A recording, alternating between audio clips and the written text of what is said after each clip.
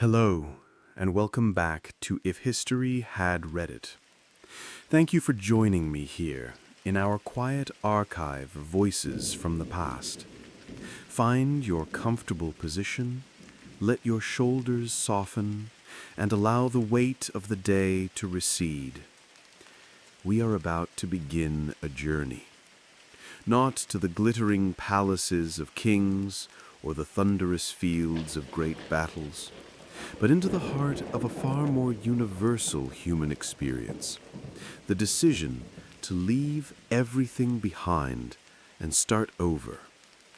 We will travel to the uncertain landscapes of new beginnings, where hope and fear are intertwined like threads in a well-worn cloak. If you find some comfort in these stories from long ago, and enjoy our quiet explorations of history, please consider liking this video and subscribing to the channel. Your gentle support allows us to continue unearthing these quiet moments from the past, and it is, as always, deeply appreciated. Now, settle in. Tonight, our journey is not to a single time or a single place, but through the vast expanse of the human story, guided by one of the most courageous and daunting choices a person can make, the act of starting anew. We will listen to 4 quiet accounts from 4 different centuries, from 4 souls who stood at the precipice of a new life in a strange land. We will hear of the immense challenges they faced, the quiet triumphs they earned, and the universal anxieties that echo across the ages. We will witness the founding of a Roman farm on hostile soil, feel the jarring rhythm of a great industrial city, navigate the crowded tenements of a promised land, and search for fortune in the cold streams of a gold rush. These are the stories of building a home, not with brick and mortar, but with resilience, memory, and the stubborn refusal to surrender to despair. Our journey begins not in a moment of grand upheaval, but in the quiet aftermath. We travel back through the centuries, past the fall of empires and the birth of nations, to the year 50 of the modern era. We find ourselves in Gaul, a land that is still breathing in the shadow of Julius Caesar's legions, which had swept through it a century before. The conquest is technically over. The great battles have faded into memory and verse, but the peace is a Roman peace, an order imposed, not grown. It is a landscape of profound and visible contradictions. Ancient, dark forests where gods with unfamiliar names are still worshipped in sacred groves stand beside the rigid, uncompromising lines of new Roman roads, straight as a spear shaft, cutting through the wilderness. The air itself seems to carry this duality. The scent of damp earth and deep woods is mingled with the dust of quarry work and the sharp smell of curing timber from a Roman construction site. This is a world in transition, a place where one civilization is being meticulously grafted onto the rootstock of another, and the union is far from seamless. At the heart of this transformation is the city of Lugdunum, known to us now as Lyon. Perched strategically at the confluence of the Rhone and Saône rivers, it is the administrative capital of the 3 Gallic provinces, a miniature Rome transplanted into the heart of a conquered territory. From a distance, it is a declaration of permanence and power. Its new stone amphitheater, its forum, its aqueducts bringing clean water from distant springs. These are not the temporary structures of a military camp, but the foundations of a world intended to last. Within its growing perimeter, one hears the familiar sounds of the empire, the rhythmic clang of a blacksmith's hammer shaping Roman tools, the murmur of merchants haggling in Latin, the call of a town crier announcing edicts sent from the distant, almost mythical heart of the world, Rome itself. Yet just beyond the reach of its organized streets, the old Gaul persists. The rhythm of life is different, slower, tied to seasons and traditions that the Romans observe with a mixture of curiosity and disdain. It is in this hybrid world that we find the institution of the colonia, the settlement for retired soldiers.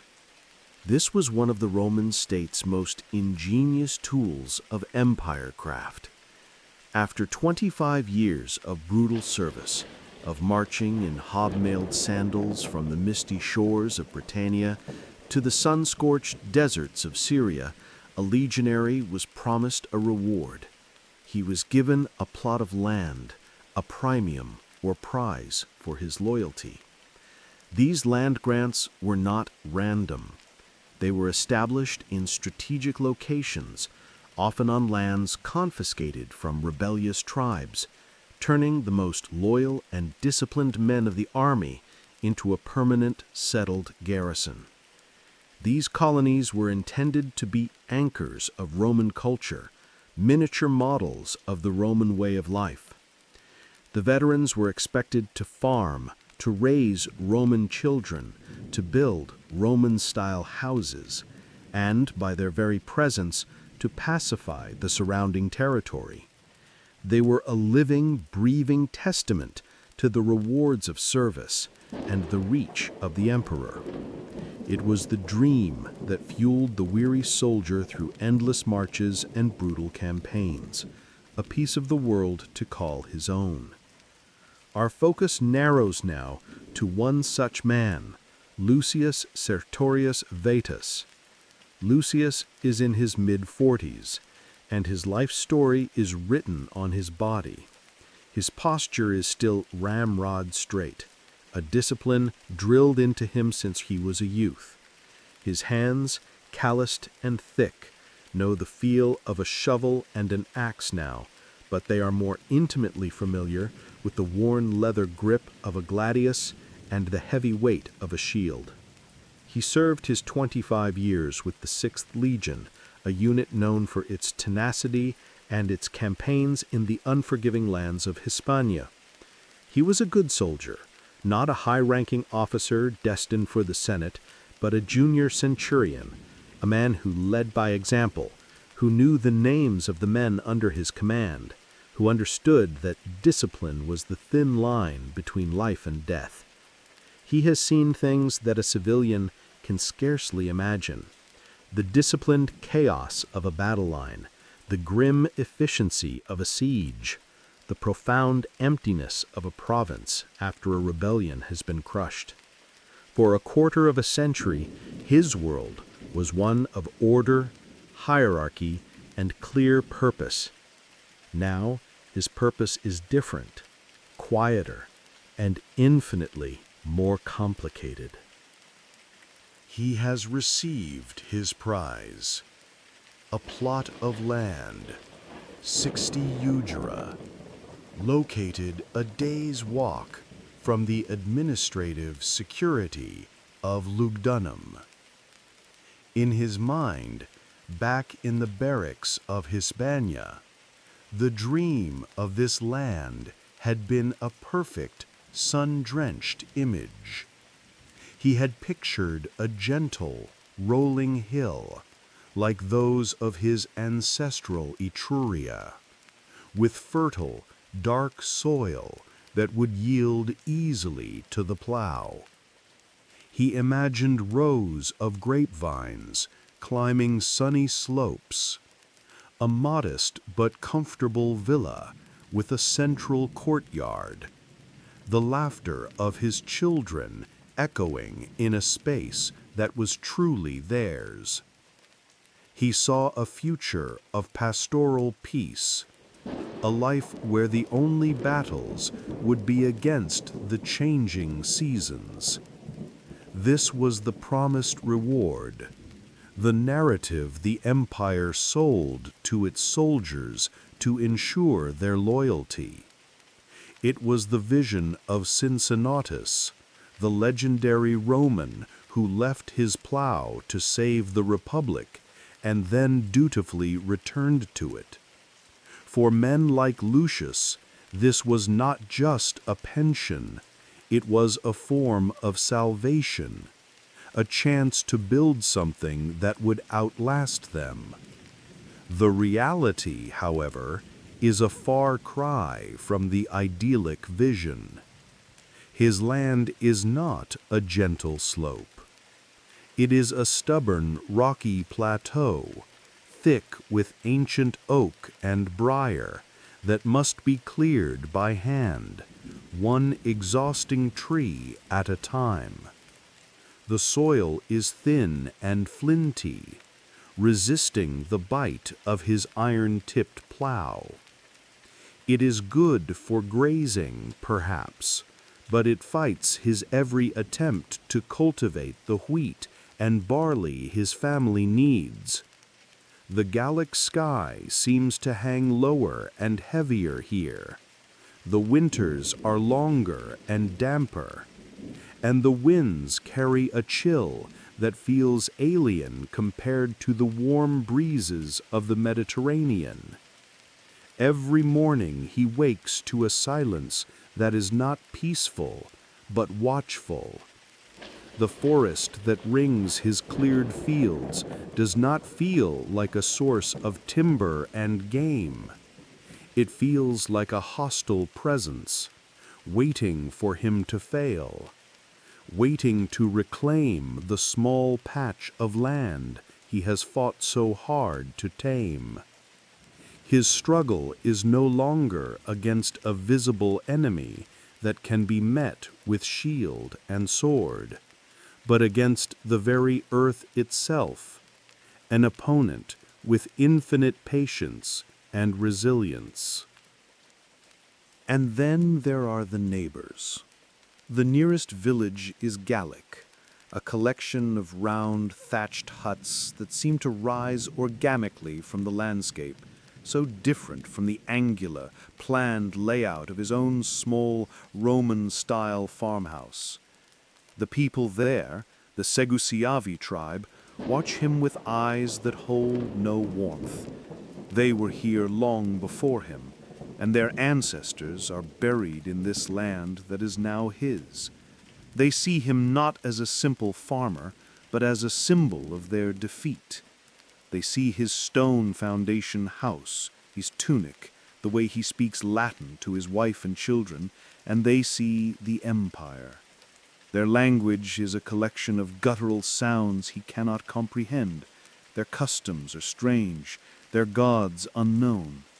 They trade with him when necessary, a tense exchange of his surplus grain for their wool or pottery, but the transactions are clipped, wary. There is no sense of community, no shared celebration of the harvest, no helping hand offered when a cart axle breaks.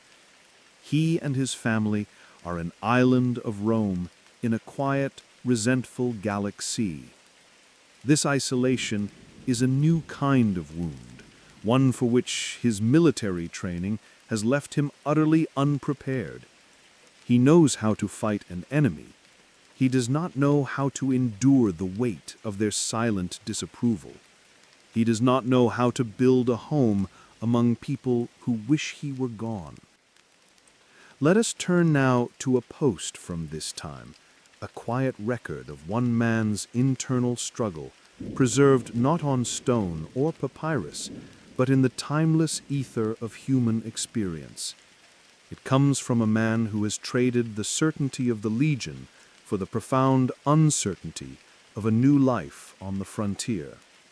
He has his land, his family, and his freedom. But he is beginning to suspect he has made a terrible mistake.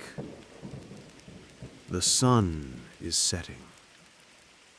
I sit on the bench I made, the stone cold even through my tunic. The air here has a different chill. It's a damp cold that settles deep in your bones. In Hispania, the evening air was dry and warm. In Italy, it smelled of dust and cypress trees. Here, it smells of wet leaves and the deep, dark earth. And silence. A silence so heavy it has a weight. The only sound is the wind moving through the oak trees at the edge of my field. It is not a peaceful sound. It is a whisper I cannot understand. My hands ache. All day I have been clearing the north field, or trying to. It is less a field and more a graveyard of stones. For every one I pry from the ground with the lever, 2 more seem to rise up in its place. The wood of the shovel handle is worn smooth from my grip. My palms are hard with calluses, but new blisters still rise beneath them. These are not the hands of a centurion anymore. They are the hands of a peasant. I remember the weight of my gladius, the comfortable fit of the hilt in my palm. That was a clean weight, a weight with a purpose I understood. This is just heavy, stubborn dirt. The enemy was a man you could see. He would shout, he would charge. You met him, and it was over, one way or another. This land, it does not charge. It simply endures. It waits for me to break. I can see Livia through the open doorway.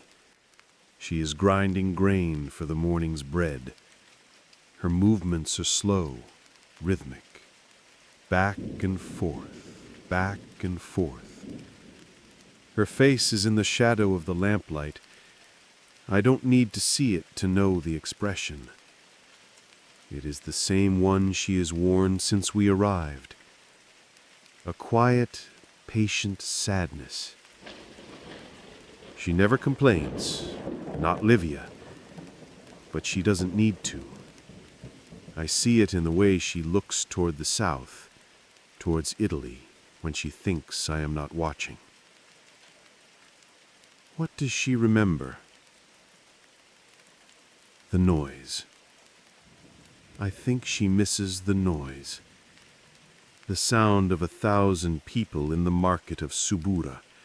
The vendors shouting, the children laughing, the endless, chaotic, living river of voices. Here the only voices are ours, and they echo in the quiet. She misses her sister. She misses the public baths, the gossip and the steam. She misses the taste of bread from the big communal bakery, not the flat, dense loaves we make ourselves over an open fire. I promised her a villa. I described it to her on cold nights in the barracks, a place with a courtyard, maybe even a small mosaic floor if the harvest was good. A place for her to grow her herbs in peace. What I have given her is this, a 4-room house of timber and wattle and daub. It is sturdy, it keeps the rain out, but it is not a villa. It is a box to keep the wilderness at bay. She tells me it is a good house, that she is proud of what I have built. But at night, when the wind howls, I feel her grow still beside me. She is listening. We are both listening, wondering what is outside in the dark. My son Gaius is 7. He should be learning his letters properly, hearing the verses of Virgil. Instead, he spends his days helping me pull rocks from the dirt. His Latin is clumsy. He has started to use a few Gallic words he has picked up. I don't know where from. We have no friends here. Perhaps he hears them from the traders who pass on the roads sometimes. I corrected him yesterday, and he looked at me with confusion. This world is the only one he really knows. He does not remember Rome. He only knows this rocky ground and the great dark forest. My daughter Licinia is 5. She will not go near the edge of the trees. She says there are eyes in the woods. Sometimes I think she is right. Last week, I had to go to the Gallic village. Our axe head broke, and I needed the smith there to mend it.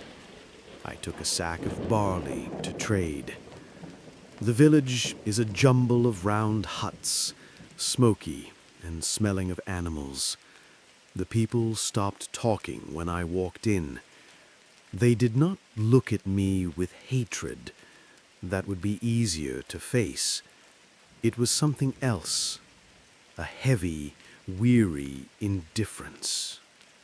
They look through me, as if I am a ghost.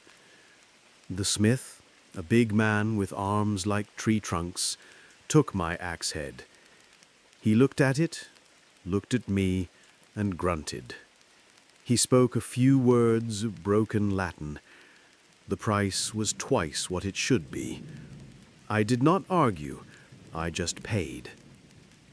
While he worked, I stood in the center of the village, the women pulling water from the well, the old men sitting in the sun, the children chasing a dog.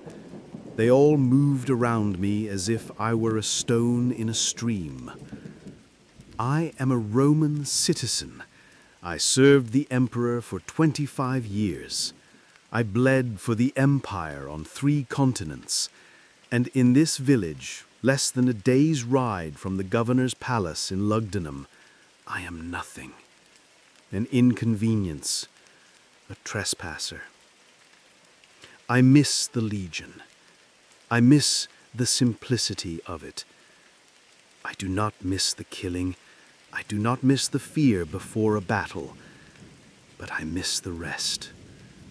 I miss the easy comradeship, marching for weeks, your world reduced to the back of the man in front of you and the rhythm of your own breathing, the shared jokes, the gambling with worn dice by the fire, the complaints about the food, the officers, the weather.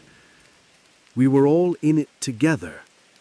We were a brotherhood, forged in hardship.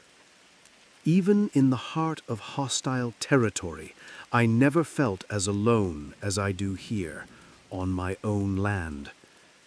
My nearest Roman neighbor is Marcus, 5 miles to the west. He feels it too. His wife is sick with a fever of the lungs. He says the air here is unhealthy. His soil is as poor as mine. We see each other once a month, perhaps.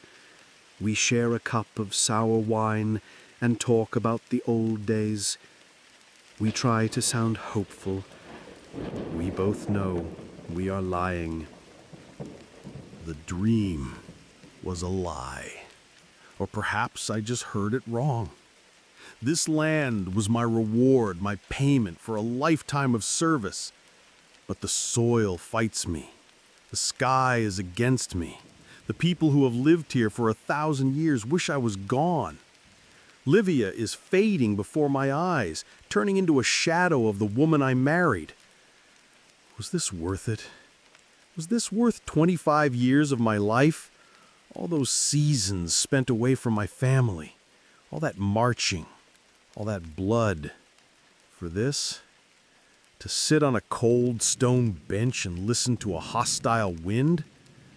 Sometimes late at night I think of just leaving, packing what little we have onto a cart and taking the road south, back to Italy. We have no home there now, no land. I would have to find work as a laborer, a guard. We would live in a crowded tenement in some forgotten alley of Rome. It would be a disgrace. A legionary who failed. A man who could not tame his own small piece of the empire. And yet, there would be noise. There would be people. Livia's eyes might find their light again. My children would grow up Roman. I wonder which is the greater failure. To abandon this land the emperor gave me, or to stay and let it slowly grind us all into dust. The last light is gone. The sky is a deep, starless purple. The cold is biting now. I should go inside. Livia will have a bowl of hot stew waiting. We will eat in silence, then we will sleep. And tomorrow I will get up. I will take the shovel and the lever, and I will go back to the North Field to fight my endless, quiet war against the stones. There is nothing else to do.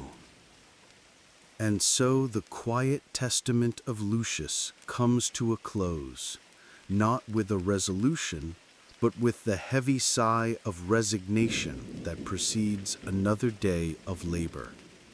His voice, reaching us across nearly 2 millennia, offers a profound insight into the complex machinery of empire, seen not from the heights of the Palatine Hill, but from the muddy furrows of a frontier farm. Lucius's predicament is a perfect illustration of the immense gap that often exists between a grand imperial policy and the lived experience of the individuals tasked with carrying it out. The granting of land to veterans was, on paper, a brilliant stroke of administration.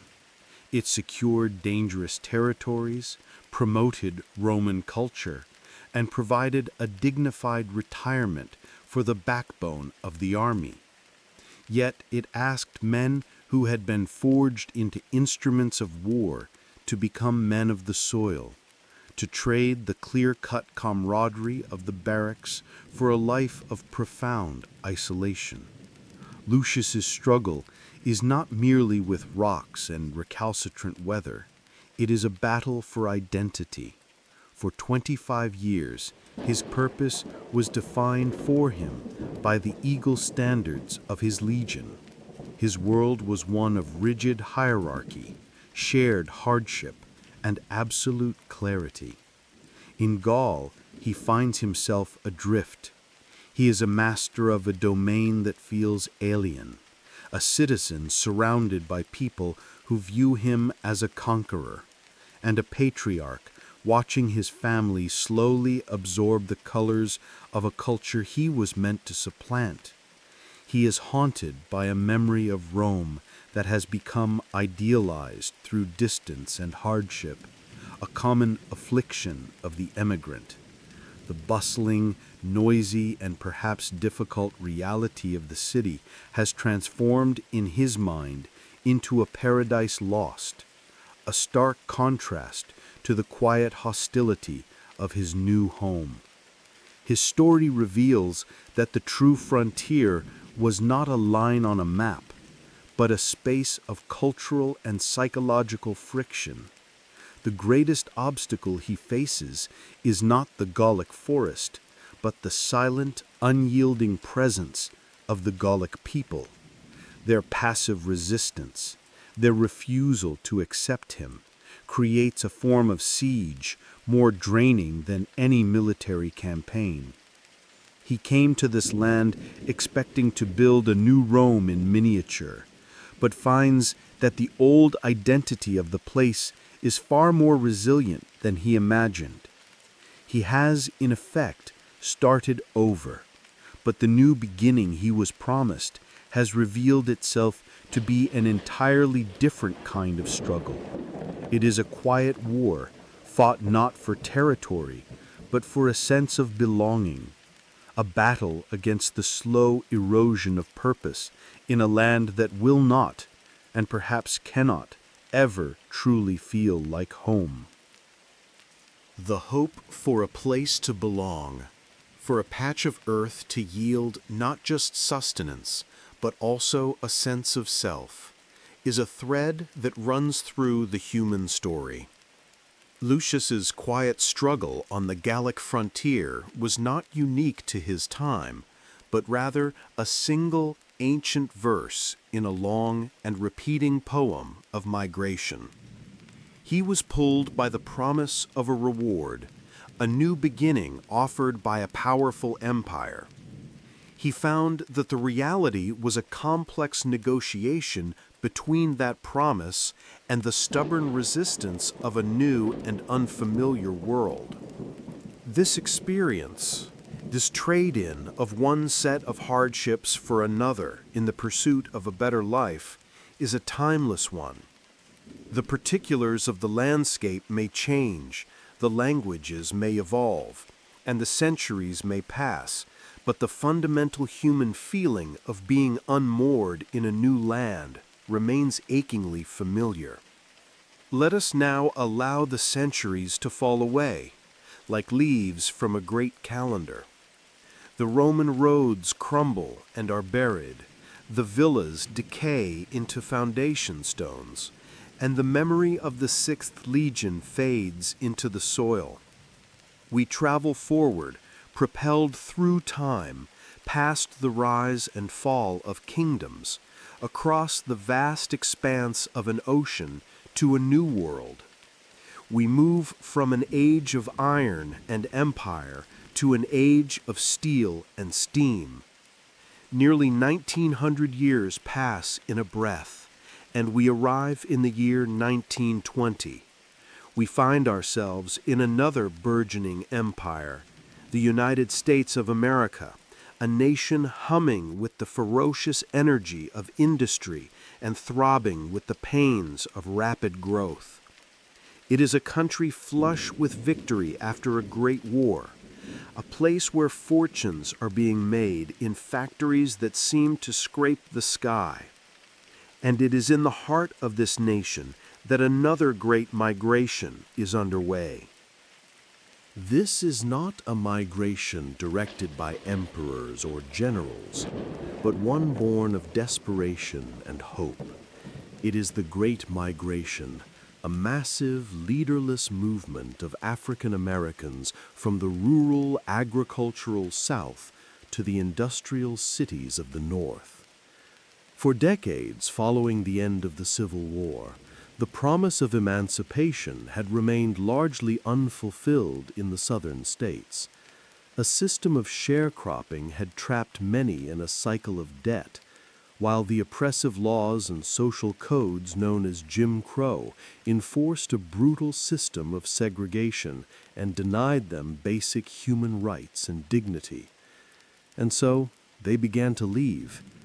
They were pushed by the poverty and the injustice, and they were pulled by rumors and letters from those who had gone before, pulled by the promise of factory jobs with wages paid in cash, pulled by the possibility of voting, of educating their children, of living with a measure of freedom they had never known.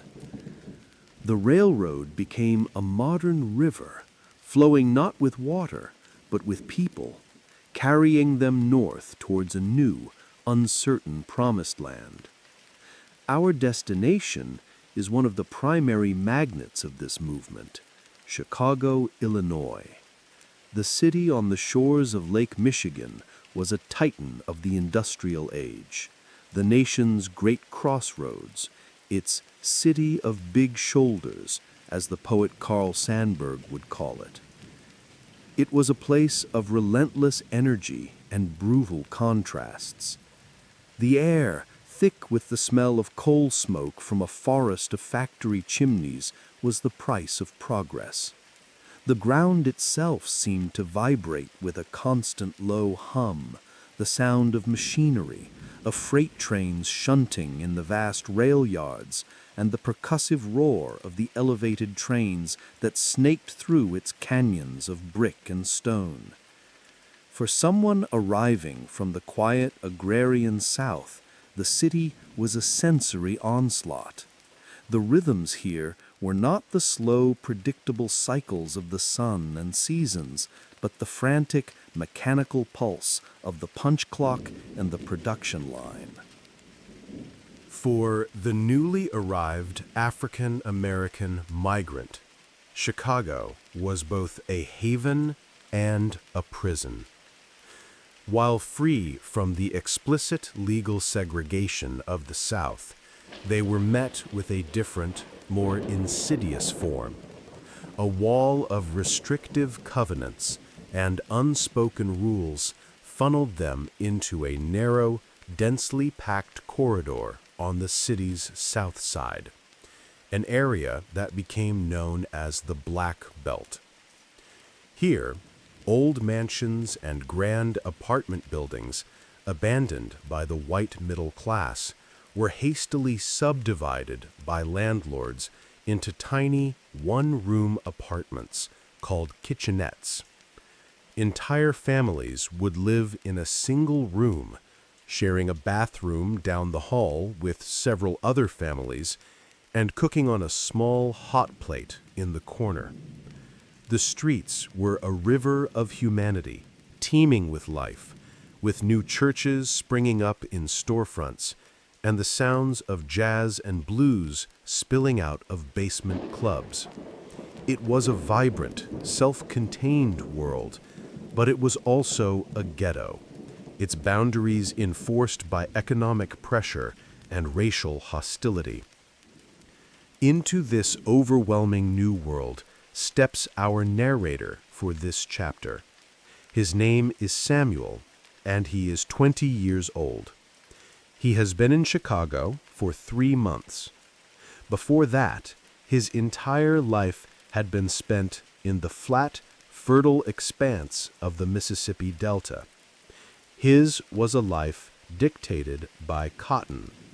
He knew the feeling of the rich, dark soil under his bare feet, the blistering heat of the sun during the picking season, and the vast, profound silence of the fields at dusk, broken only by the sound of insects.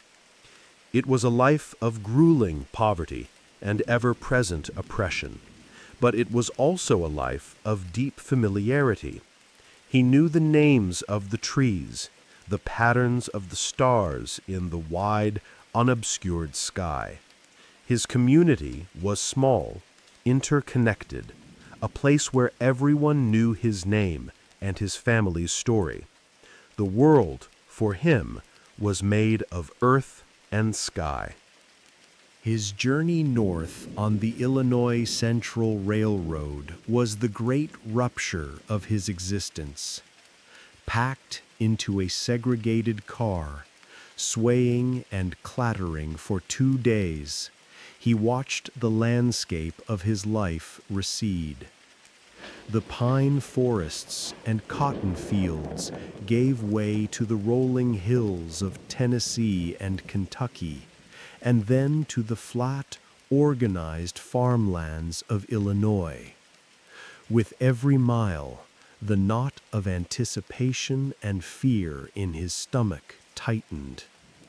He was traveling towards a dream, a vision of Chicago pieced together from letters from a cousin and articles read aloud from the Chicago Defender newspaper, a place where a man could earn a living and walk the streets with his head held high.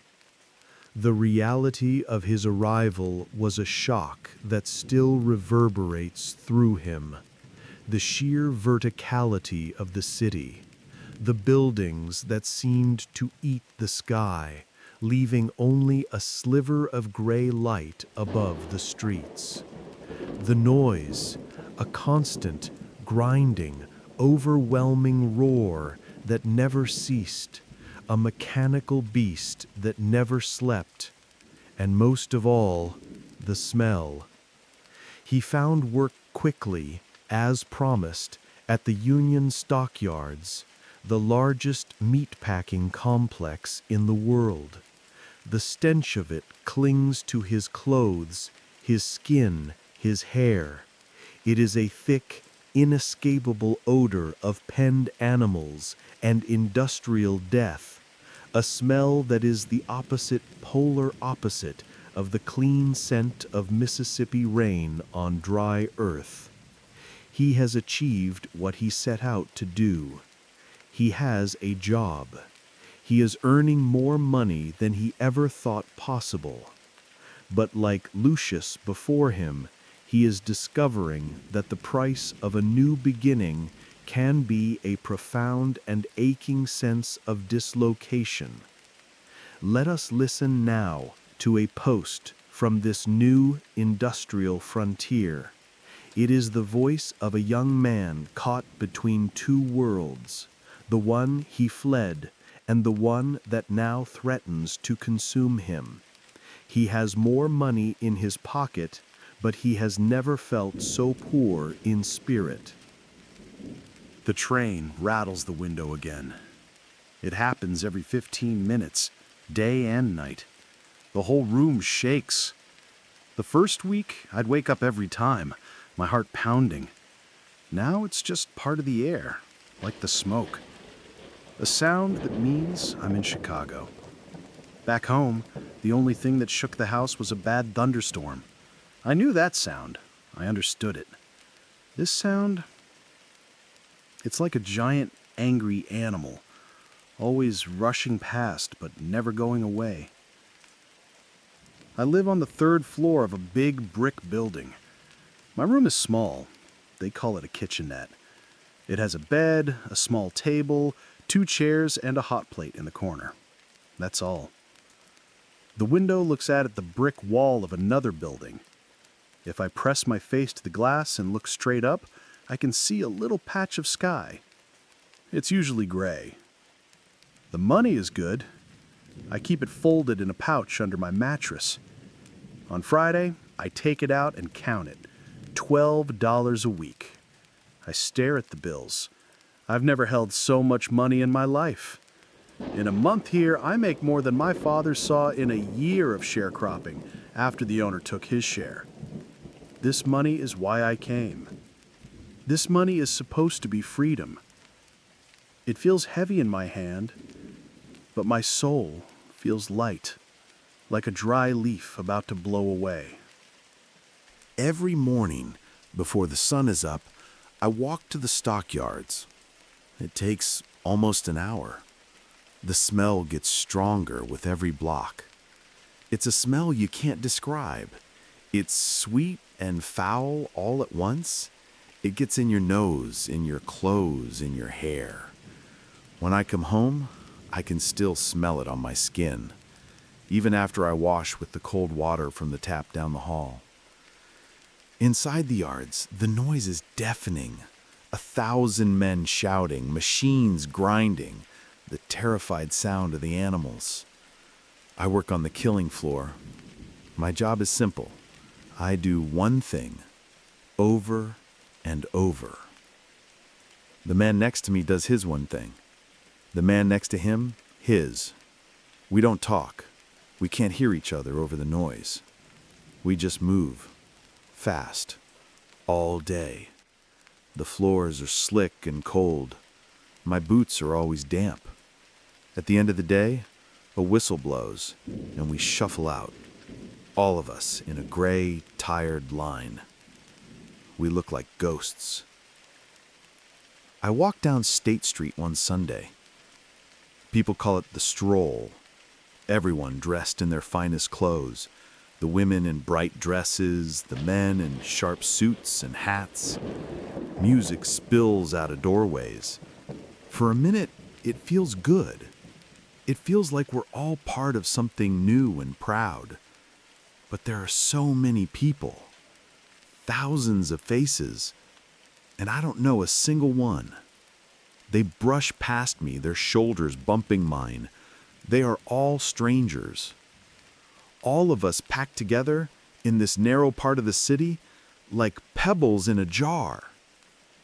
We're all from the South. We have that in common. I hear accents from Georgia, from Alabama, from Tennessee. But we're not a community. Not like home.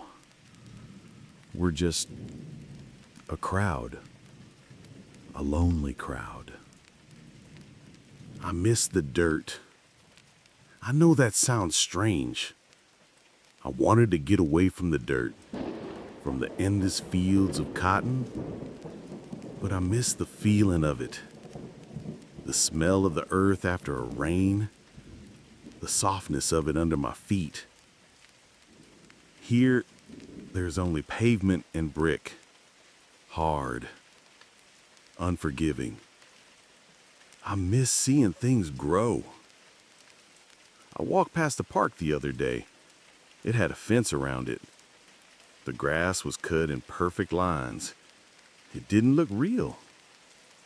Back home, my mother had a little garden behind our cabin. She grew collards and sweet potatoes and tomatoes. She would hum old hymns while she worked the soil.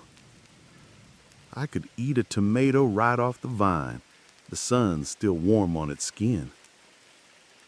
Here, I buy my food from a store. It's wrapped in paper. It tastes of nothing. Sometimes, when the room is quiet for a moment between trains, I close my eyes and try to remember. I try to see the big cypress tree that stood by the creek. I try to feel the thick, humid air of a Mississippi evening. I try to hear the sound of the crickets and the frogs, a sound so loud it would fill up the whole world. But it's getting harder to remember. The noise of the city is pushing the old sounds out of my head. The smell of the stockyards is pushing out the smell of the pine trees and the honeysuckle. I'm afraid I'm forgetting the person I was. Is this what I wanted? I escaped. I'm not under the thumb of the landowner anymore. No one calls me boy here. I can walk into a store and buy what I want if I have the money. In so many ways, I am free. But my spirit feels like it's in a cage. A cage made of bricks and noise and loneliness. Down home, I knew my place. I hated that place, but I knew it. Here, I don't know where I fit. I'm just one more body on the street, one more pair of hands on the line. My cousin, the one who wrote me the letters, he loves it here. He says I just need to give it time. He says I need to go out more, go to the dance halls, find a girl. He says Chicago is the future and Mississippi is the past. He says I'm lucky. I look at the money I've earned. I know he's right. I am lucky. I should be happy. I should be grateful. But what I am, most of the time, is tired. A kind of tired that sleep doesn't fix. It's a weariness of the soul. The train is coming again. I can feel the rumble starting in the floor. Soon it will roar past my window and shake the glass, and for a moment it will be the only thing in the world. I make more money than I ever dreamed of, but I've never felt so alone. I wonder if you can be free and lost at the same time. I think maybe you can. I think maybe that's what I am. Samuel's quiet reflection ends there, leaving us in the echoing silence of his small room, the phantom rattle of the elevated train a testament to his new reality. His account is a poignant and deeply personal illustration of a story lived by millions. The Great Migration was one of the most significant demographic shifts in American history, and while it is often framed in broad economic and sociological terms, at its heart it was a collection of individual stories just like Samuel's. His experience captures the profound paradox of the migrant's journey, the flight from an undeniable oppression into a promised land that presents its own complex forms of alienation. He has traded the tyranny of the plantation owner for the tyranny of the punch clock, the open prison of the fields for the crowded confinement of the tenement. His sensory dislocation is particularly telling. The longing he feels is not simply for home, but for a different mode of existence. His life in Mississippi was governed by natural rhythms, the rising and setting of the sun, the cycle of the seasons, and the feel of the earth. In Chicago, his life is dictated by the mechanical, artificial rhythm of the factory. The relentless noise, the overwhelming smell of the stockyards, the replacement of an open sky with a sliver seen between brick walls. All of this signifies a fundamental schism from the natural world. This was the unspoken price of industrial progress for countless people. They gained a wage, but they lost a connection to the environment that had shaped human life for millennia. Samuel's soul, as he puts it, feels weary because it is being starved of the very things that once nourished it. Furthermore, his story illuminates the crucial difference between a crowd and a community. On the south side of Chicago, he is surrounded by people who share his history and his skin color, yet the bonds that defined his rural life are absent.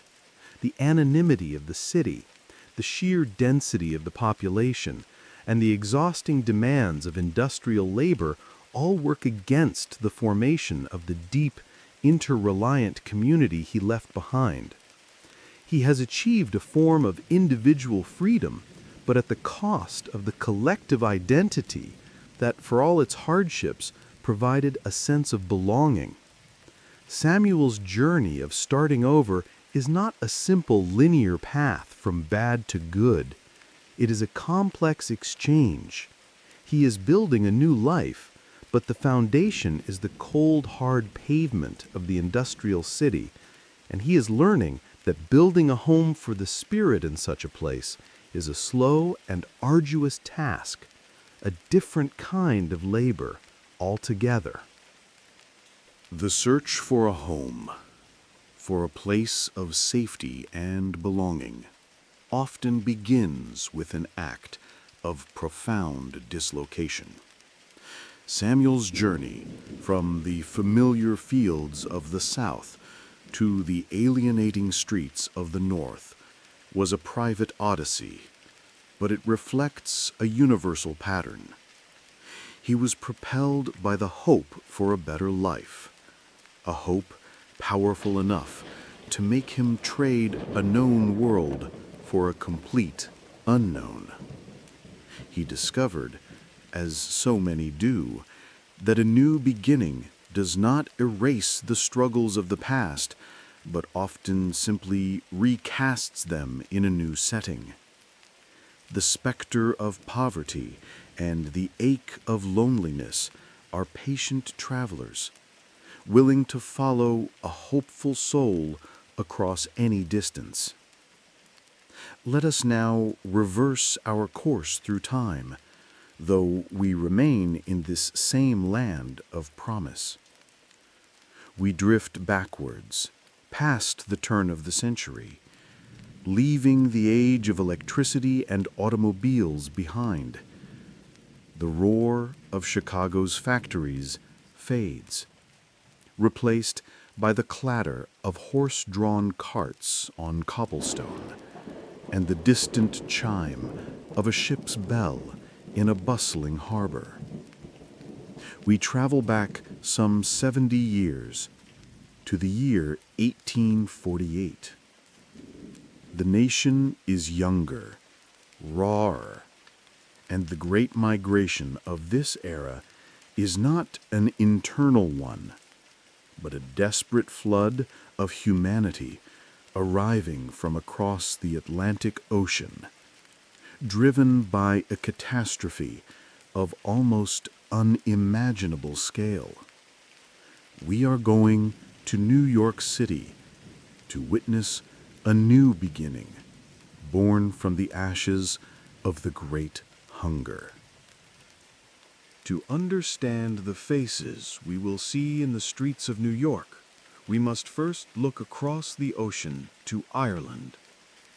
In the mid-1840s, a microscopic organism, a water mold named Phytophthora infestans, arrived in the country and spread with devastating speed. It was a potato blight, and in any other nation it would have been a serious agricultural problem. In Ireland, it was an apocalypse. A vast portion of the rural population, poor tenant farmers, subsisted almost entirely on the potato. It was a crop that could grow in poor soil and feed a family from a very small plot of land. When the blight struck, turning the potatoes to a black, inedible rot in the ground, their sole source of food vanished. The result was not just hunger, but mass starvation on a scale that is difficult to comprehend. This was compounded by disease, typhus, dysentery, and relapsing fever, which spread like wildfire through the weakened population. To make matters worse, many landlords, seeing their tenants unable to pay rent, carried out mass evictions, casting hundreds of thousands of families out onto the roads to die. For millions, the choice became starkly simple: certain death in Ireland, or the terrifying gamble of a journey to America. This gamble began with the Atlantic crossing. The ships that carried these desperate people were often cargo vessels, ill-suited for passengers, and they would become known by the grim and accurate name of coffin ships. They were packed far beyond their capacity with men, women, and children who had sold everything they owned for the price of passage. The conditions in the darkness of the steerage holds were horrific. Ventilation was poor, sanitation was non-existent, and food and water were scarce. Disease, which had been rampant in Ireland, found a perfect breeding ground in these crowded, floating prisons. Many who embarked on the journey with hope in their hearts would never see the shore of the New World, their bodies committed to the deep waters of the Atlantic. To survive the crossing was in itself a monumental feat of endurance, a trial by fire that one had to pass before the challenge of starting over could even begin. Our destination, New York City in 1848, is the primary port of entry for these survivors. The city is a whirlwind of chaotic energy, a place of explosive growth. It is not yet the metropolis of towering skyscrapers we know today. Its skyline is a low, jagged line of church steeples, ship masts, and the chimneys of countless coal-burning fires. The streets are a messy, vibrant tapestry of commerce and squalor. Well-dressed merchants hurry along cobblestones slick with mud and refuse, while pigs, the city's unofficial sanitation department, roamed freely, consuming garbage. The air is a thick brew of coal salt, sea salt, and the smell of thousands of unwashed bodies crowded together. It is a city of extreme contrasts, where unimaginable wealth is being generated just blocks away from the most desperate poverty in the Western world. And at the epicenter of this poverty is the neighborhood known as the 5 Points. Situated in a marshy lowland in what is now Lower Manhattan, it was a place that had become legendary for its misery even before the great wave of Irish arrivals. It was a knot of converging streets, a district of dilapidated, leaning wooden tenements and decaying brick buildings, packed with a density of human life that was staggering. Sunlight struggled to pierce the narrow alleys, which were often festooned with laundry lines, creating a low, gray canopy. The noise was a constant, discordant symphony of shouting, crying, and the rumble of carts. This was the place where the city's poorest and most desperate were forced to live. And it was here, into the heart of the 5 Points, that the tide of famine survivors washed up, bringing with them little more than the clothes on their backs and the trauma they had endured. It is here that we find Bridget. She is 16 years old, but her eyes hold the ancient weariness of someone who has seen too much. She has arrived with what is left of her family, her father hollowed out by grief and hunger, and her younger brother. She has seen her mother and 2 sisters consumed by famine fever back in County Cork. She has survived the suffocating darkness of the coffin ship. She carries within her the memory of a green and beautiful land that became a mass grave, and the hope for a promised land that was whispered about back home, a place called America, where the streets were paved with gold and no one ever went hungry. The disillusionment she now faces is a new and bitter kind of pain. The hunger in 5 Points is different from the hunger in Ireland. There was no food. Here, food is everywhere. The bakeries have bread in the windows. The butcher shops have meat hanging from hooks.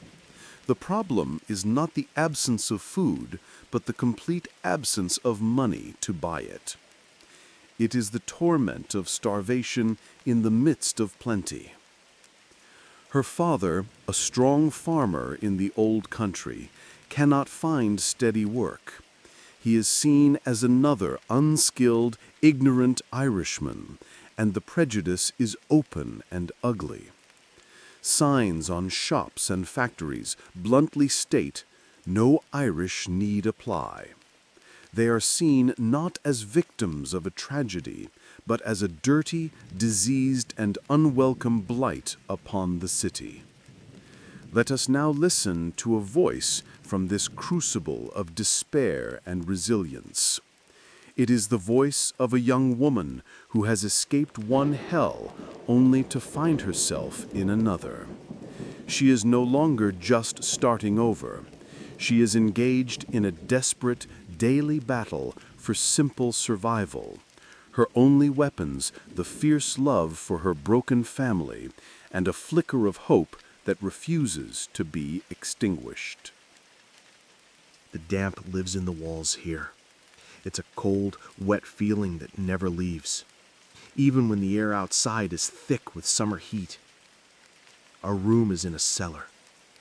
There is one small window, high up, covered with a grate. It lets in a sliver of gray light, but mostly it lets in the smells from the alley. Smells that I have learned to know by name. The stench from the privy, the rot of garbage, the foul water that pools in the street. At night, I lie on our straw pallet on the floor and I listen. I hear the rats scratching in the walls. I hear the man in the room above us coughing, a deep, wet cough that never stops. I hear a baby crying somewhere, a thin, hungry sound that reminds me of my sister Ellen before. My father leaves every morning before dawn. He walks to the docks. He stands with 100 other men, all with the same look in their eyes, a hungry, hopeful, desperate look. They are all hoping a foreman will point a finger at them, grant them a day of hard labor, a day of hauling cargo, a day's wage. Most evenings, Doc comes back with nothing. He walks in and doesn't look at me or my brother Seamus. He just sits on the crate in the corner, the one we use as a table, and stares at his hands. These are the hands that pulled a living from our small plot of land in Cork. They knew the feel of soil, the weight of a spade. Now they're empty. He's a good man, my father, a strong man, But this city is breaking him. I see it. He's fading like a photograph left in the sun. The shame is eating him from the inside out. He doesn't have to say it. I can feel it. It's the quietest, loudest sound in this room. They called America the Promised Land. They said the streets were paved with gold. Back home, when the hunger began, people would whisper about it like it was heaven itself. A place with no landlords, no blight, a place of plenty. It is a land of plenty.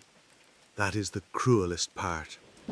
I walk down the street and I see things in shop windows that make my stomach twist into a knot. Loaves of bread, round and golden, wheels of cheese, sausages hanging in rows. The smell comes out into the street and mocks me. It follows me. In Ireland, the hunger was simple. The fields were black, there was no food. Here, the food is everywhere. It is in front of me, behind a pane of glass, and I might as well be looking at the moon. It is a different kind of hunger, a hunger of the soul, to be starving in the middle of a feast. Our room is home to the three of us and to another family, the O'Connors, a man, his wife, and their two small children. We have a blanket hung from a rope to divide the space. There is no privacy. We hear every whisper, every sigh, every cough. Mrs. O'Connor cries at night when she thinks everyone is asleep. I pretend I don't hear her. We are all pretending to be strong, pretending we don't feel the gnawing in our bellies, pretending we don't remember the ones we lost on the ship, the ones we left buried back home. Sometimes I let myself remember our cottage. It was small, just 2 rooms, but the walls were whitewashed and clean. My mother grew flowers by the door. The air smelled of peat smoke and baking soda bread. I remember the green.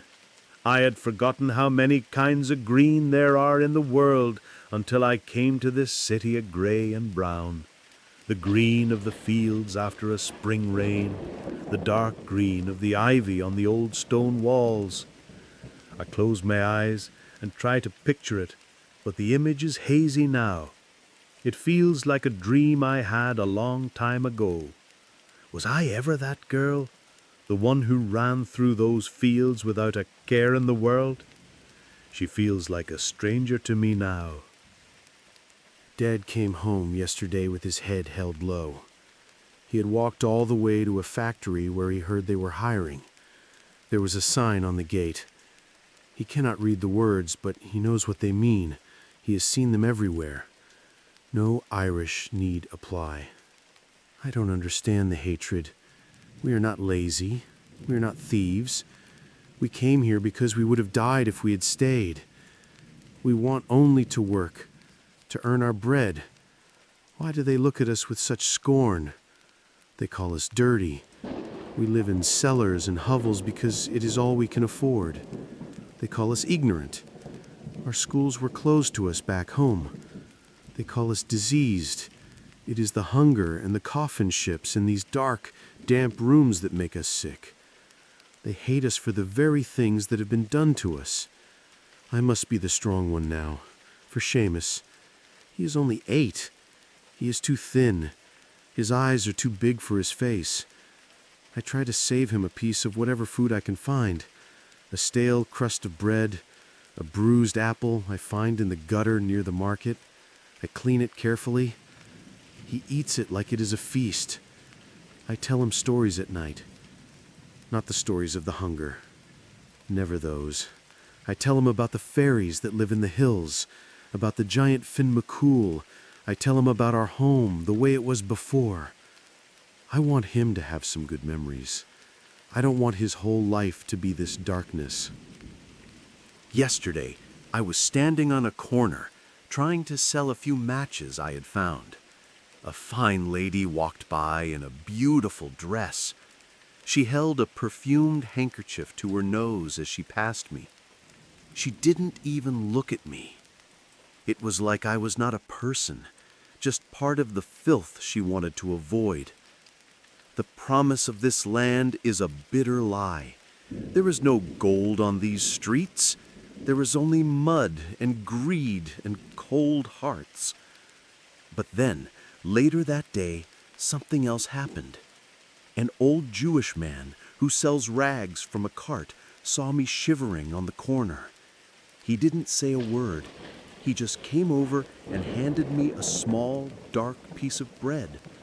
I tried to give it back. I had no money to pay him. He just shook his head, patted my shoulder, and walked away. I took the bread back to our room. I broke it into 3 pieces. For a moment, as we ate it in the gloom, the room felt a little warmer. It was only a moment, but it was something. The hunger in my belly is a cold stone. Fear is my constant companion.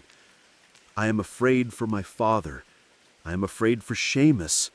I am afraid that this city will swallow us whole. But I am not my father. I am not broken yet.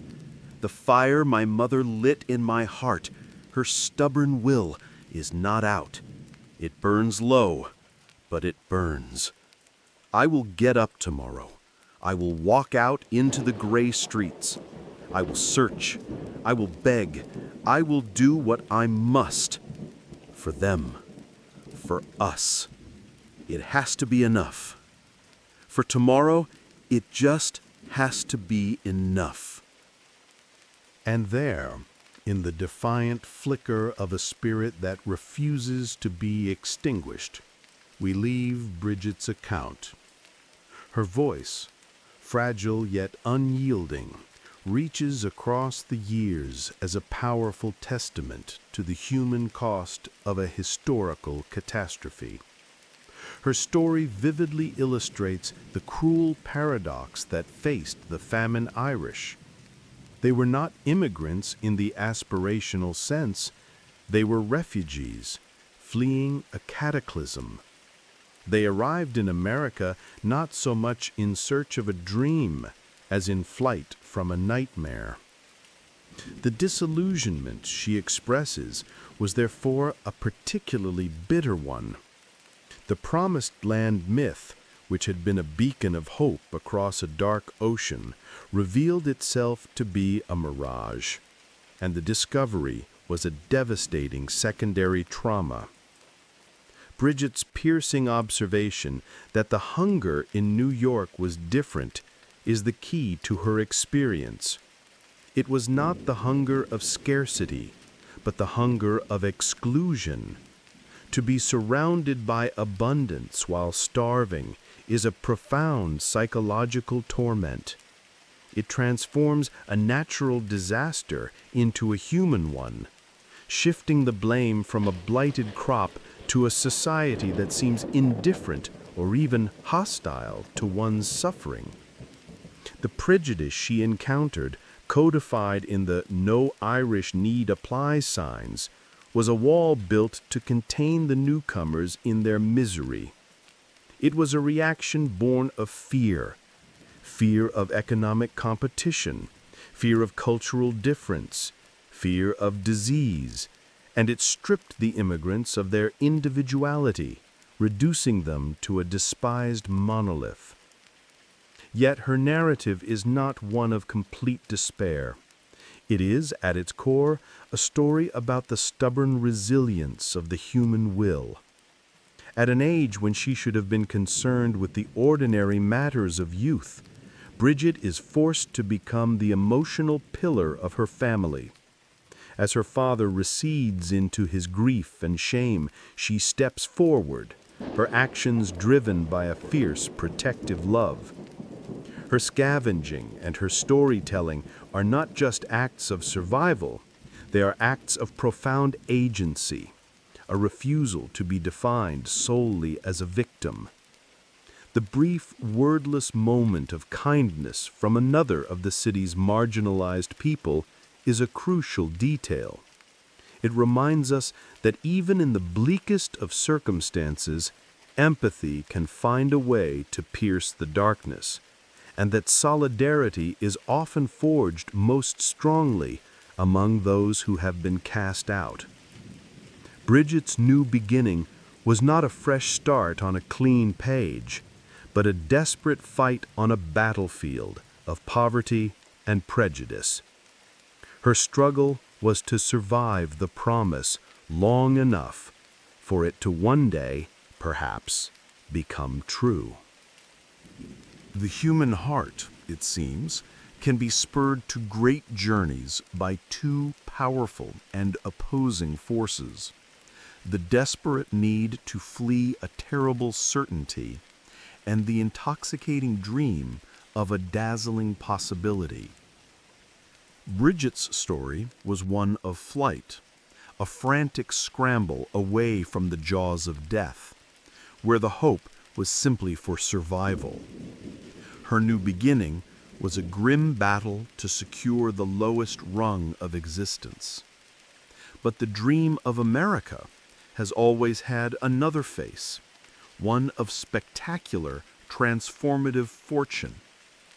It is a dream not of survival, but of instant reinvention, of plucking wealth from the earth and rewriting one's destiny overnight. Let us now take our leave of the crowded cellars of 5 Points and that desperate struggle for breath. We will remain in a similar moment in time, shifting forward only a few years to 1850, but we will travel across the entire breadth of the continent. We journey west, leaving the established, grimy cities of the East behind. We cross the vast plains, the formidable Rocky Mountains and the deserts, a journey that in itself was a life-altering ordeal for those who undertook it. Our destination is California, a land that, in the imagination of most Americans, was a remote, sun-drenched, and semi-mythical place, newly acquired from Mexico. And in this land, a single discovery has ignited a fever that is convulsing the entire world.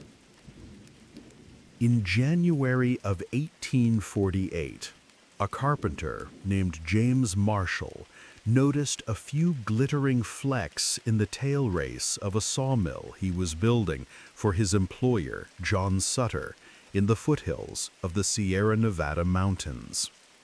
That small accidental discovery was the spark that lit the fuse of the California gold rush. The news, at first a guarded secret, soon leaked out and then exploded across the globe. It was a siren call of irresistible power. The promise was not of a steady wage or a plot of farmland, but of immediate, staggering wealth. It was a democratic kind of dream. The gold was said to be lying in the rivers and streams, available to anyone with a pan and the will to pick it up. In response, a massive, chaotic, and almost entirely male migration began. Farmers abandoned their fields, merchants shuttered their shops, doctors left their patients, and clerks, like our next narrator, put down their pens, all consumed by a collective madness known as gold fever. They became the 49ers, a wave of humanity that would forever change the face of the West. The landscape they entered was one of breathtaking natural beauty. The foothills of the Sierra Nevada were a paradise of rolling oak-studded hills, clear, cold rivers running through dramatic canyons, and a sky of brilliant, unending blue. But the men who came here had no eye for the scenery. They saw the land not as a place to live, but as a treasure chest to be cracked open and looted. The pristine rivers were immediately attacked, their banks torn apart, their waters diverted into a vast and muddy network of sluices, rockers, and dams. The quiet canyons, once home only to the sound of wind and birds, now echoed with the metallic clang of pickaxes against stone, the rhythmic slosh of water in washpans, and the cacophony of thousands of hopeful, desperate men. The settlements they built were as chaotic as the migration itself. They were not towns, but camps, given names like Hangtown, Rough and Ready, or Bedbug. They were temporary, transient places, collections of canvas tents, rough-hewn log shanties, and hastily erected saloons that could appear and disappear in a matter of weeks, as rumors of a new strike sent the population stampeding elsewhere. There was no law but the miners' own improvised codes, no sanitation, and very little social cohesion. It was a society stripped bare, a hyper-competitive, polyglot community where a man's worth was measured by the weight of the gold dust in his pouch. The air was thick with the smells of frying bacon, cheap whiskey, and unwashed bodies. And the prevailing mood was a volatile mix of wild optimism and black despair. Into this maelstrom of greed and hardship steps Thomas, our final narrator. He is a world away from the life he knew. Just a year ago, he was a clerk in a shipping office in Boston. His life was one of ordered columns in a ledger, the scratch of a nib on paper, the smell of ink and sealing wax. It was a predictable, respectable, and, to him, profoundly dull existence. He was not a man of the outdoors. His hands were soft, his constitution unaccustomed to physical strain. But he, like so many others, was seduced by the stories. He read the pamphlets that promised a life of adventure and a fortune for the taking. He tired of his quiet gray life and decided to gamble everything on the golden promise of the West. The reality he found in California was a brutal corrective to his romantic notions. The dream of finding nuggets the size of his fist was quickly replaced by the back-breaking, soul-crushing labor of panning for gold. This meant standing for 12 hours a day in ice-cold river water, swishing hundreds of pans of heavy gravel and mud, all in the hope of finding a few tiny flakes of color at the bottom. The cost of living was astronomical. A single egg or a loaf of bread could cost what a man like him might have earned in a week back in Boston. Sickness was rampant. Dysentery, cholera, and scurvy swept through the camps, and with no doctors or medicine, a simple illness could quickly become a death sentence. For every one man who struck it rich, 1,000 others, like Thomas, found only debt, sickness, and despair. He has now been in the camps for 6 months. The gold fever has broken, burned out by exhaustion and failure, leaving behind the cold sweats of reality. He has been stripped of his savings, his health, and the respectable identity of a Boston clerk. He is simply another gaunt, ragged figure by the side of a muddy river, another testament to a broken dream. And it is here, at his lowest ebb, that he is beginning to make a different kind of discovery. In this land where every man is for himself, he is starting to learn that the most valuable thing one can find is not the yellow dust in the bottom of a pan. Let us turn now to the quiet reflections of a man who came seeking gold but is beginning to find a different, more durable kind of wealth. The water in my boots has been cold since dawn. It is a constant, numbing presence, a reminder of where I am. My back aches with a pain so deep and familiar I have stopped noticing it. It is simply a part of me now, like my own bones. I swish the gravel and mud around in the pan, the same motion I have made 1,000 times a day for 6 months. Rock, swish, tilt. Rock, swish, tilt. My hands are raw, my fingernails broken and packed with grit. I stare into the bottom of the pan. Black sand. A few specks of pyrite that glitter with false promise. Nothing more. There is never anything more. I think about my desk in Boston. I used to hate that desk. I saw it as a prison, a symbol of my small gray life. I would stare out the window at the ships in the harbor and dream of adventure. I would read the pamphlets about California, the ones with drawings of men holding up giant golden nuggets, grinning. What a fool. What a complete and utter fool. I remember the warmth of the coal stove in the corner of the office. I remember the satisfying neatness of a balanced ledger. I remember my landlady, Mrs. Gable, complaining about the noise from my room when I was packing. I would give anything to hear her complaining now. I traded a warm bed and 3 meals a day for a thin blanket on the cold, hard ground and a constant, gnawing hunger. I called it chasing freedom. I was chasing a phantom. When I first arrived, the camp was electric with hope. Every man was convinced he was just one shovelful away from a fortune. The energy was contagious. I bought my pan and my pickaxe, and I was sure I would be different. I was educated. I was clever. I would outsmart the river. I saw the gaunt, ragged men who had been here for a while, their faces etched with disappointment. I felt pity for them. I assumed they were lazy or stupid or just unlucky. Now, when I look at my reflection in a still pool of water, I see their faces.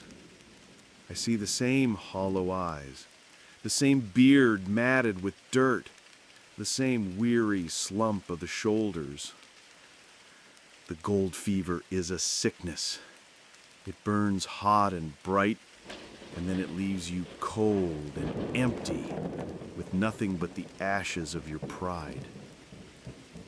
I came here dreaming of a nugget the size of my fist, a single find that would let me return to Boston a king. I have not found a single speck of gold worth more than a few cents. All my savings are gone, spent on beans and bacon that cost more than a fine dinner at a Boston hotel. My good coat is a tatter. My boots have holes in them. There is a cough in my chest that will not leave. I have spent my health, my money, and my dignity, and all I have purchased is this patch of muddy ground by a cold river. 2 days ago, my last handful of flour was gone. I spent all of yesterday panning with a desperate energy, my stomach cramping with hunger. I found nothing. I went to my tent, a piece of canvas stretched over a branch, and I lay down. I did not think I would get up again. What was the point? The river had defeated me. The dream was dead. I felt a great, heavy despair settle over me. And for the first time, I thought it might be a relief to simply let go, to just lie here and let the cold seep in for good. Then, Silas came to my tent. He is a big, quiet man from Missouri who works a claim about 50 yards downriver. We have never spoken more than a handful of words to each other. He looked at me. lying there on the ground. I was too ashamed to meet his eyes. He didn't say anything. He just crouched down and pushed a tin plate towards me. On it was a pile of beans he had cooked over his fire. "Eat," was all he said.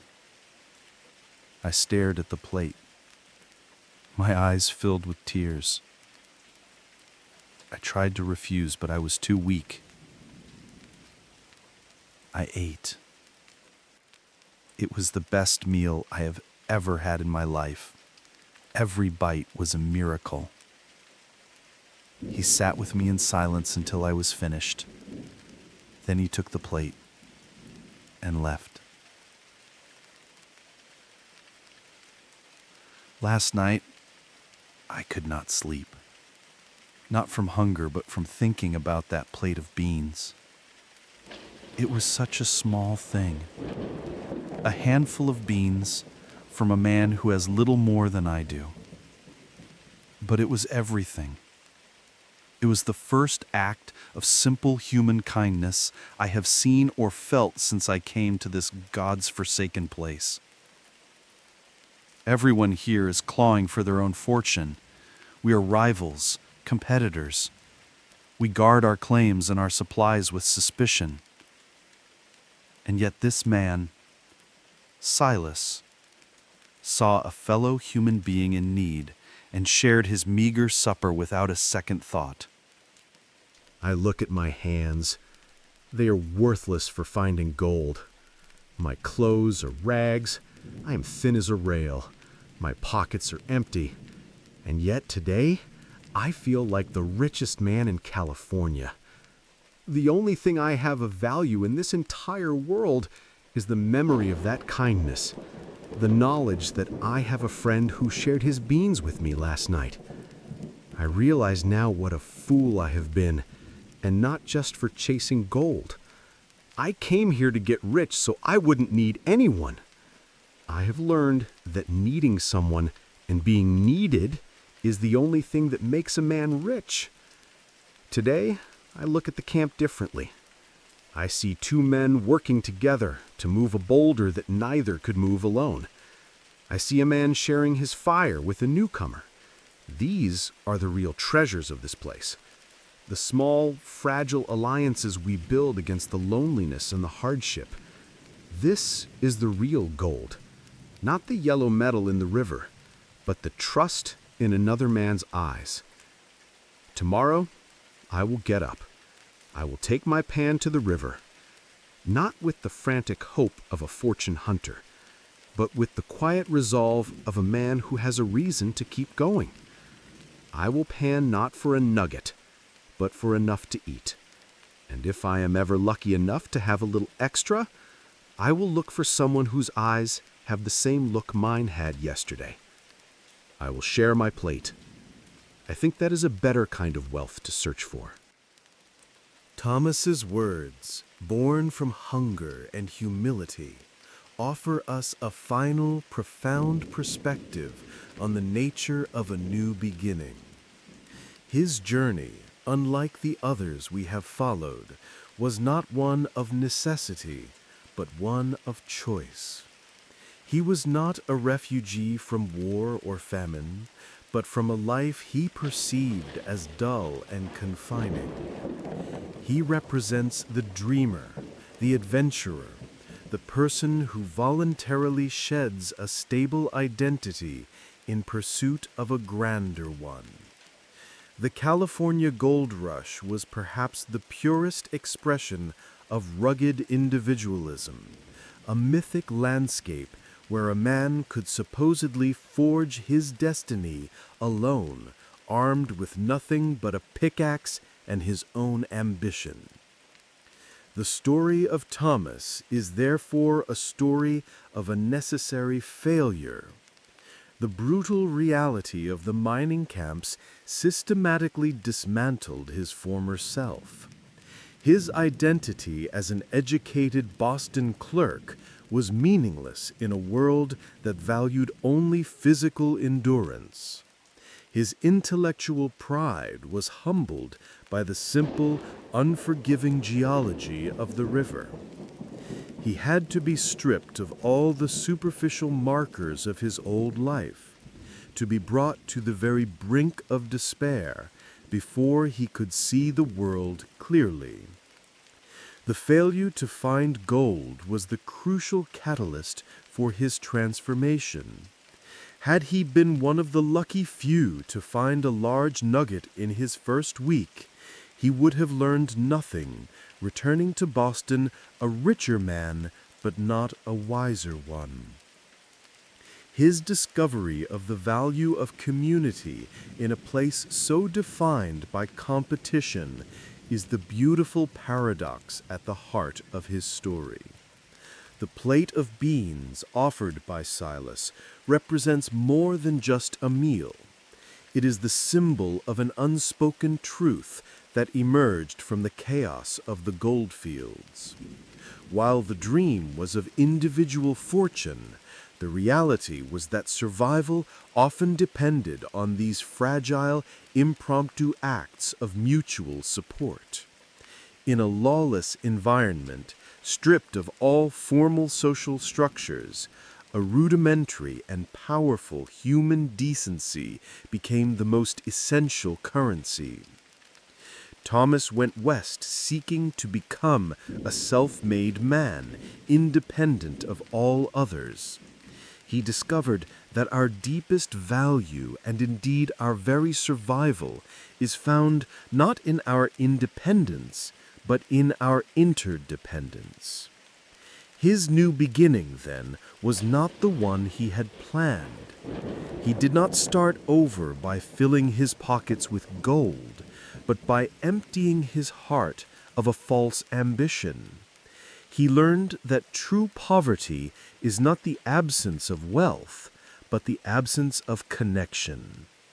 In the end, he found his treasure, but it was not the cold yellow metal he was looking for. It was the warmth of a shared meal, the silent understanding of a fellow sufferer, and the simple, profound realization that the best use of any fortune, however small, is to share it. And so, our journey through the ages comes to a quiet close. We have listened to 4 souls, separated by centuries and circumstances, yet united by the profound and daunting act of starting over. From the rocky soil of Roman Gaul to the grinding factories of industrial Chicago, from the desperate cellars of Five Points to the cold streams of the Sierra Nevada, we have heard the timeless echo of the human heart grappling with a new and unfamiliar world.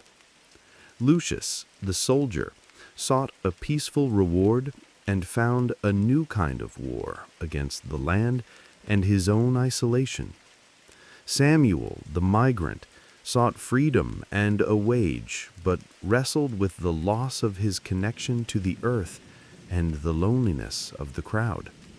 Bridget, the refugee, fled from starvation only to face the different, more bitter hunger of prejudice and exclusion in a land of plenty.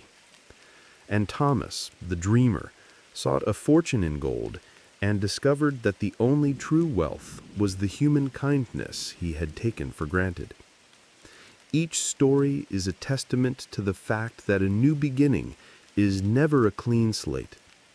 We carry the ghosts of the places we have left behind, and the dream of a destination is often a fragile thing, easily shattered by reality. But in each voice, we also heard the quiet hum of resilience, the will to face another sunrise, to fight another day, to find a reason, however small, to keep going. They show us that the process of building a new home is not just about a place, but about finding a new sense of purpose, a new community, and a new understanding of oneself. As these voices fade back into the quiet of the archives, Let their stories be a gentle anchor for your thoughts as they drift. The struggles of the past can remind us of the strength that resides within the human spirit, a quiet endurance that connects us all across the great expanse of time. Thank you for spending this time with us here. May your rest be peaceful and your dreams be quiet.